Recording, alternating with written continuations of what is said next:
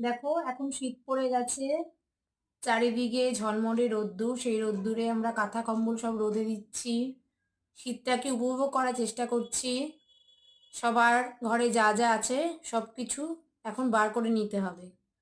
আর এই যে আমার বাগানের ফুল গাছ, রং বেরঙি ফুল ফুটেছে, খুব সুন্দর লাগে। সকালে উঠে ফুলগুলো দেখলে যেন মনটা খুশিতে ভরে ওঠে। আর চন্দ্রমল্লিকা, কাগজি ফুল, গোলাপ, আর এই সবে সূর্যোদয় হলো। সূর্যোদয়ের ছটা এসে পড়ছে ফুল গাছের ওপরে, আমার ব্যালকনি থেকে দেখা যাচ্ছে, খুব মিষ্টি লাগছে। আর এই গাঁদা ফুলের গাছ, সেগুলোও রয়েছে দু তিনটে আমার বাগানে রয়েছে। কয়েকদিন আগেই নতুন আনা হয়েছে, এগুলো হচ্ছে এগুলো থেকে। আর এই হচ্ছে একটা গোলাপ ফুল, এই রঙটা আমার খুব প্রিয়।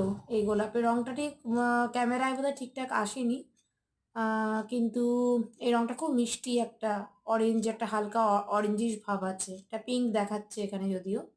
আর দেখো কত ঠান্ডা পড়েছে আজকে, বাবা! এটা হচ্ছে সকাল 7টা নাগাদ তোলা, 7টার সময়ে স্ক্রিনশট মেরেছিলাম। 9 ডিগ্রি মতন টেম্পারেচার, 8 ডিগ্রি লোয়েস্ট টেম্পারেচার, এবং আরও কমবে ধীরে ধীরে।